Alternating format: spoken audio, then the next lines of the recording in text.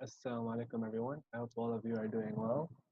My name is Hassan, and together with Prof. Saudah Wag, today I'll be presenting to you on my research paper, a study on cross-cultural adaptation among IIUM international students. Okay, so first, we'll go on to the background of the study. So, in today's world, many international students from other countries arriving at the host nation are exposed to a wide range of local cultures and values. Malaysia, being a multi ethnic, multi religious, and multicultural country, is put in a unique position that attracts many international students and foreigners alike. Despite this, many international students experience a clash of cultures between their own culture and their host culture, and if not dealt with, could have detrimental effects on areas such as their studies, social circles, and self-esteem. All right, so now we'll go on to the objectives of the study. The objective of the study is to find out the level of euphoria, culture shock, adjustment, and adaptation among IIUM international students. The second is to analyze the relationship between euphoria, cult- culture shock, adjustment, and adaptation in terms of cultural adaptability among IIUM international students. And number three, to examine the relationship between international students' culture shock stages and adaptation to a new environment among IIUM international students. All right, so now we'll go to the statement of the problem. Statement of the problem has demonstrated that foreign students regularly struggle with culture shock as they migrate and reside in a new country. Hendricks, Rosen, and you in 2011.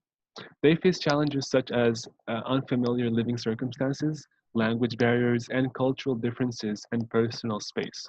For them to adjust, they must create certain strategies to deal with culture shock. If Malaysian universities are going to accept students from abroad, they should consider these issues. It's very, very important that universities like IIUM take the time to understand and to consider what are the things that might be hindering international students and how can they eliminate or mitigate things like a culture shock. Because if you have a new student who comes to Malaysia, they don't know the food, they don't know the culture, they don't know the people, it's going to be very, very difficult for them. And oftentimes, if they don't deal with it properly, they may even leave the university as a whole. So it's all about understanding what are their needs and how can we make them more accommodating so that life in IUM can be easier. All right, so we go to the significance of the study. This study contributes to the existing body of knowledge on cross-cultural adaptation that focuses on assessing their stages of cross-cultural adaptation. The study hopes to enlighten the public on becoming more accommodating to the difficulties of culture shock and students go through. This study aims to help anyone seeking to study abroad in the future, as it gives guidelines and a picture of what they can go through. And I think this is something that's also very, very important if you look at, for example, the tourism of Malaysia. How Malaysia as a country as a whole, what can they do to become more accommodating? All of these small, small things, when you count them up together, they make a huge difference. All right, so now we'll go through our hypothesis. Hypothesis one says there is a positive relationship between euphoria and adaptation. The second is there is a positive relationship between culture shock and adaptation. And the third, there is a positive relationship between adjustment and adaptation. So for our literature review, we focused on the U-curve model that was first observed by Liskand in 1955 and can be divided into four main stages: euphoria, culture shock, adjustment, and adaptation. Now, these are the four stages that a person goes through when they arrive in a new country like Malaysia. Although some of these terms may be interchangeable based on other research studies, so for example, some people, instead of using euphoria, they may use honeymoon. Instead of adjustment, they may use recovery. And instead of adaptation, they may use adjustment. So it all depends on what the researcher wants and what the researcher chooses to label. But in the end, they are measuring the same thing and they're looking at the same thing. All right, so now we'll go to the methodology. This study uses a quantitative design using a survey method. The descriptive design is employed in the study to define characteristics associated with the subject population and depicting an accurate profile of persons, actions, or situations. All right, so now we'll go to the methodology, the target population for the study for international students in IIUM. And the population for these were 203 respondents. They were gathered using stratified random sampling, where students of IIUM in all Koreas were randomly chosen based on their nationality. So during the study, we had to make sure that it was wide enough of nationalities for us to get an overall answer of what they feel about Malaysia, because every single person from every single country may have a slightly different opinion on what they feel about Malaysia. What did they encounter? What were the challenges that they had to go through? So going through all of these stages was very, very important. All right, so now we'll go to the reliability test. We see here that for the crop match alpha for the pilot study is n equals 29, 29 respondents, and the cultural stage of euphoria is 0.965, cultural stage of culture shock is 0.931, the stage of adjustment is 0.874, and the stage of adaptation is 0.882, with the overall adaptation is 0.853. And the Chrome batch alpha for the actual study is 0.845, 0.743, 0.791, 0.818, and 0.843. So we see here that these are overwhelmingly significant, which is a very good sign for us.